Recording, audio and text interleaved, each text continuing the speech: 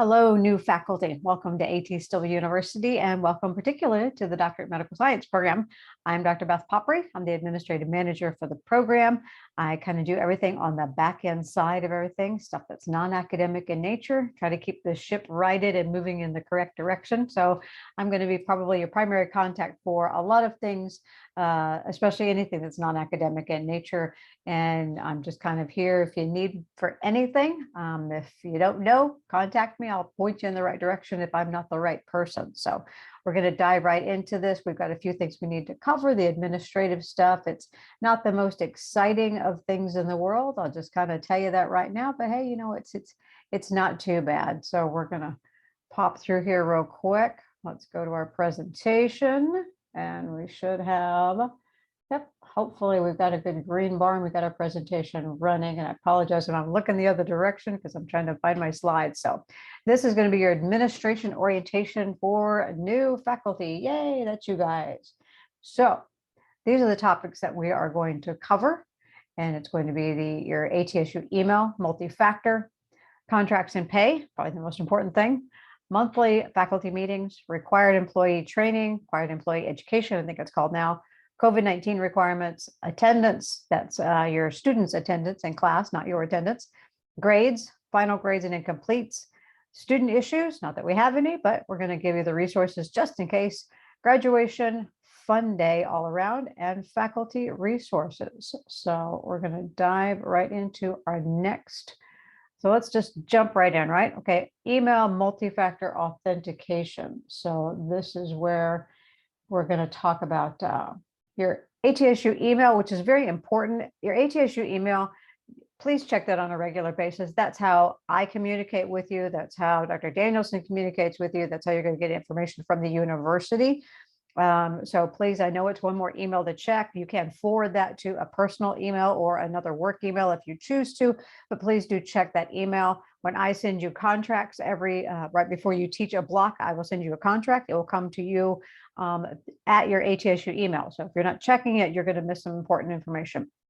The university does require what's called multi-factor authentication to do this. And this multi-factor authentication is going to be found on the portal.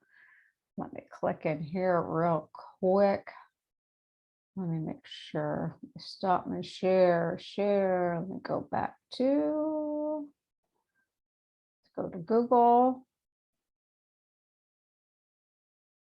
All right.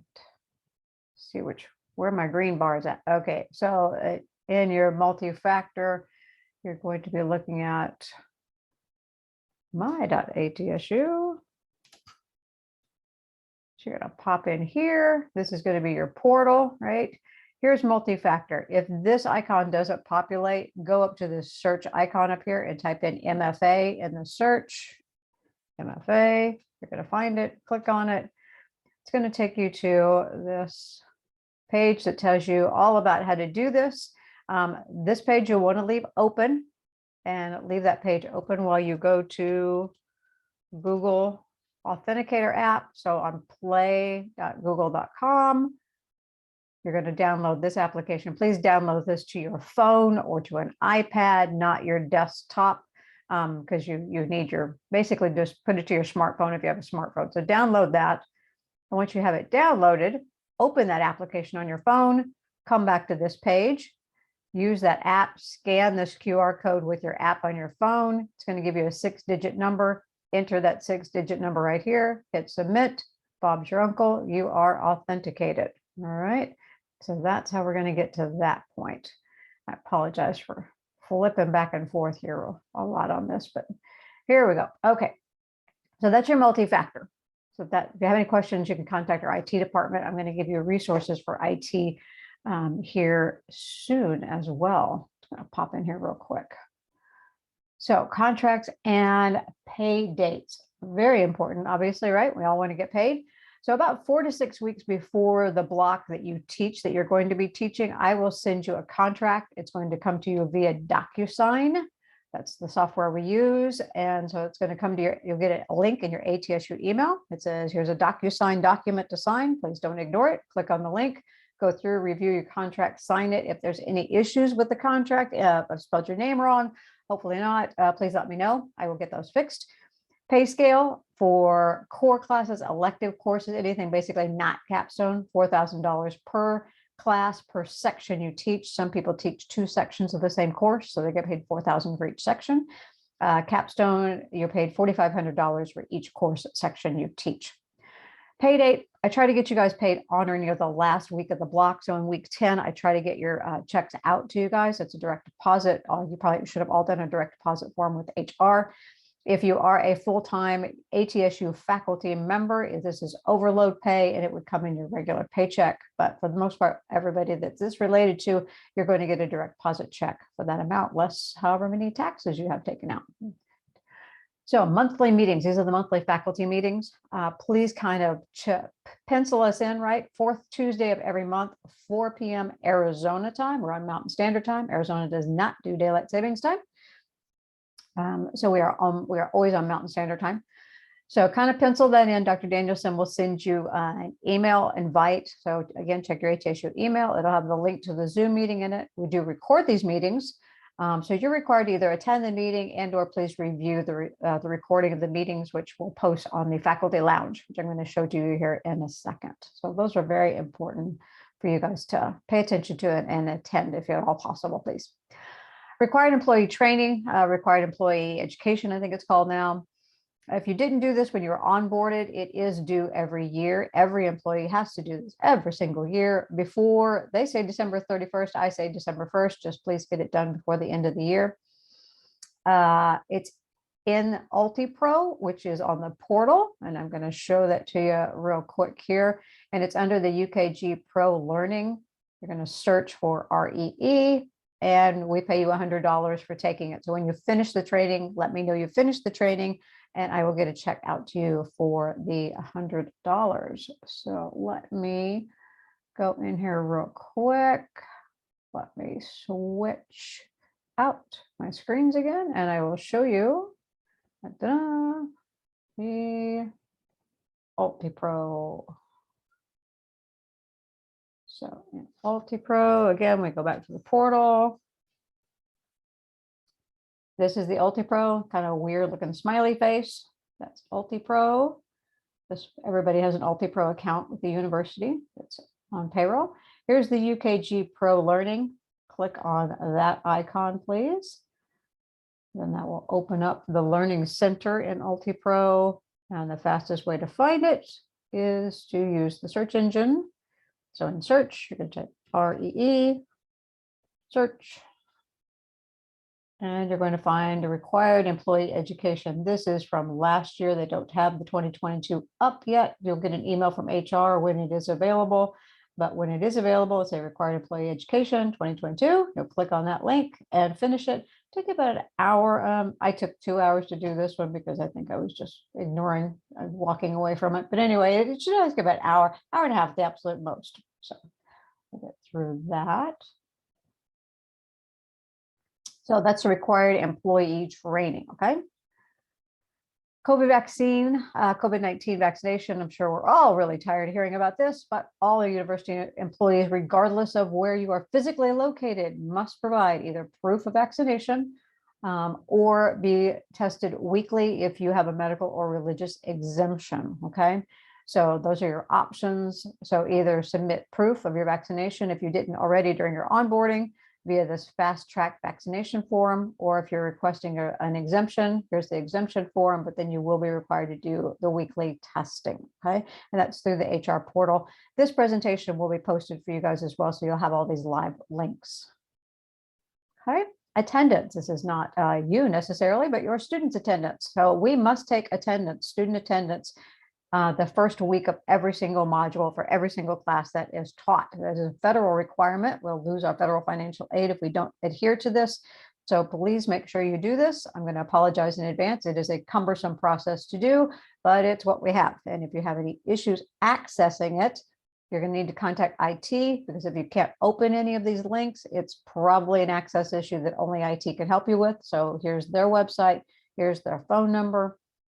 So I'm going to go to this really quick and show you guys. Let me switch my screens over again. Share.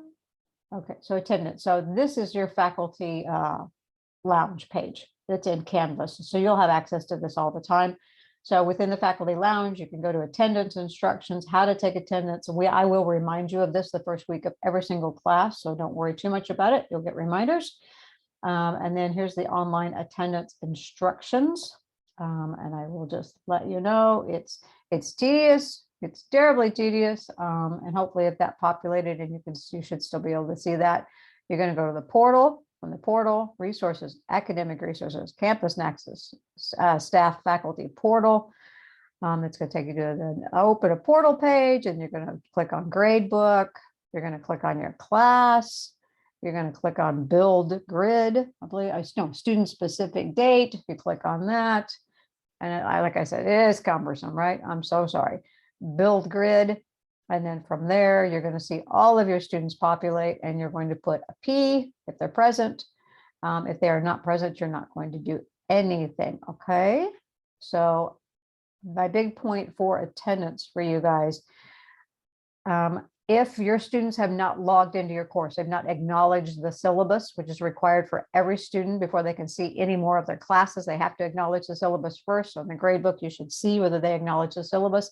If you have a student who has not done that, please let me know ASAP. Please, please, please, because maybe they forgot the class started, something happened. I need to reach out and get a hold of these students. Please don't you try to get a hold of them. You can send them a message as well through Canvas, but please let me know so I can start tracking them down.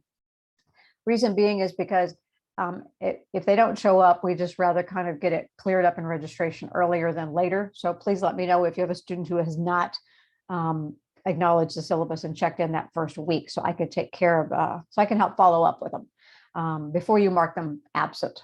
Let me know, and then we'll walk through it. So, but if they're all there, you can put P's now, everybody's name, hit submit. And again, if you have issues with this attendance form, please contact IT. It's probably an access issue more often than not. Posting your grades. If you have used Canvas or Blackboard or other ones before, you probably, when you finish your course, synced your grades. We do not want you to sync your grades. We just want you to grade all of your assignments and then leave it alone. Dr. Danielson and I will sync your grades. That's because we go through and make sure that there is points that everybody submitted all their assignments. Every assignment was graded. Sometimes it's easy to miss things. So we're just your checks and balances for that. So please do not sync your course grades. I cannot say that enough, because once it's synced once, I can't do it again. So please don't sync your course grades. If you're giving a student an incomplete, there is a policy for that. The policy link is here in the presentation. Please take some time to review that. Biggest thing you need to remember, if you're going to give it incomplete, if a student that needs some extra time, whatnot, let me know.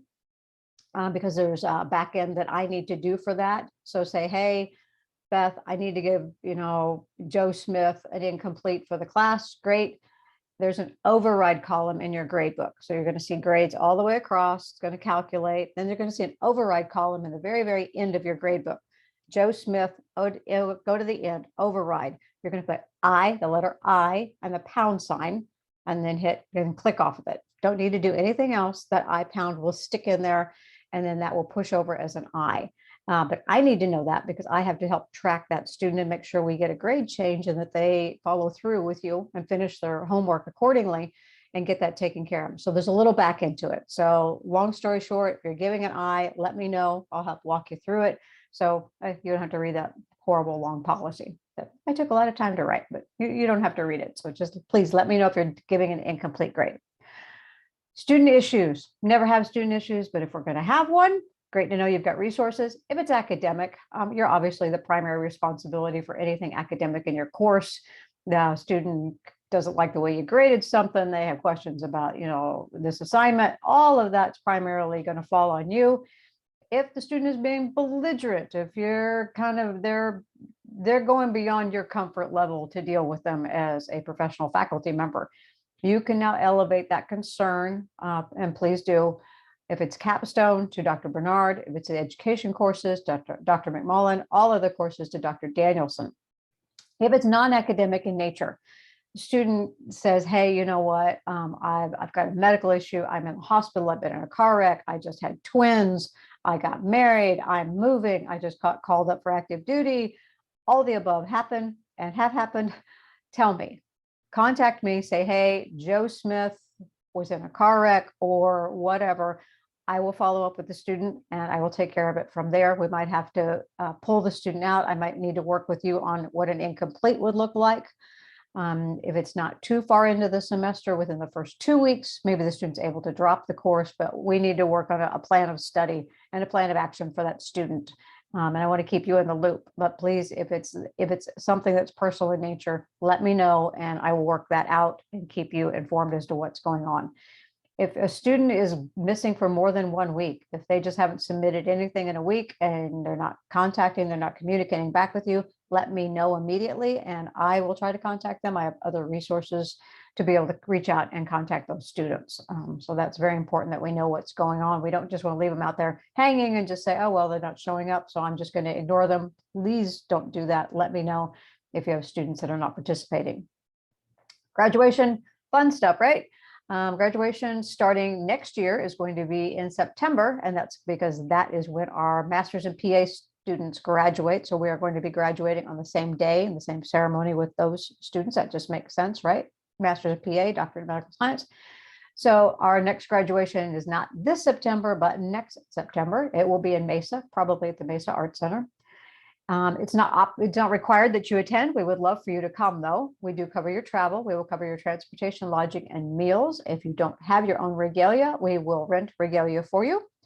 The day before, we do have a faculty retreat where we all like to get together and brainstorm and talk about what's working and not working. And we have a reception that evening where we invite all the graduates and their families to attend. So it's a nice way to get to meet your students face to face, before you're sitting up on stage at graduation. And we'll have more information about graduation as the date gets closer.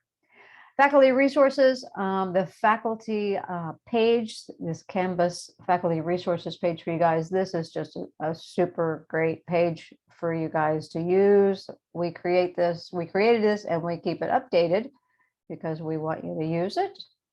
So this is your faculty lounge. If you're on your dashboard, this is what it looks like, the green thing, faculty lounge. Click on that.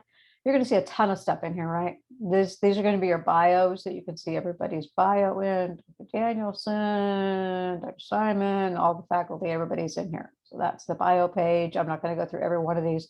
If you miss a faculty meeting, the recording link will be under this page. I do a student newsletter for the students. You can see the newsletters in there. Employee handbook links, faculty handbook, pay information again. So refresher for you. This is where the new faculty orientation, this presentation is going to live under that link. Capstone resources, if you are a capstone faculty member, graduation information, faculty resources, these are great. Zoom guide, lecture recording, surveys. This is just all wonderful information in here for you. And some Canvas, if you're not super familiar with Canvas, here's great Canvas information. And here's that attendance instructions we talked about. Please make sure you take your attendance because they will harass me relentlessly if we don't get that done for you guys. All right, let's go back to our PowerPoint. So those are all of your resources. That's a super great page. So that is the administrative side of the house in a nutshell. These are your contacts. That is myself right there, my email. That is my office number, rings through to my computer and my cell phone.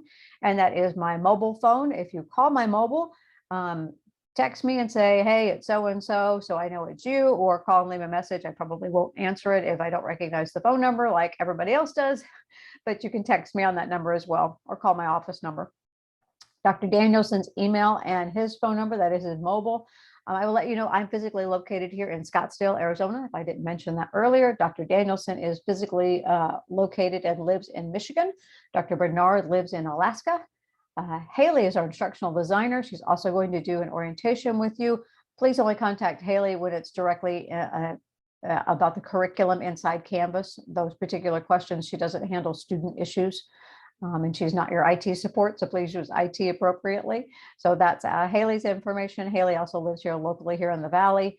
Bob McMullen, in charge of our education courses. That is his information. Bob lives in New Mexico.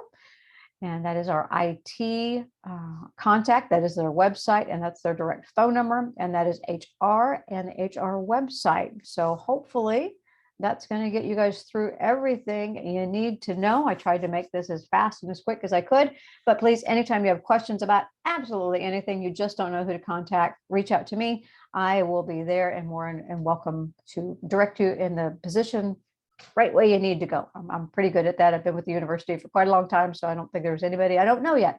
So welcome again. Look forward to meeting you at the next faculty meeting. And if you have any questions, like I said, reach out. Welcome.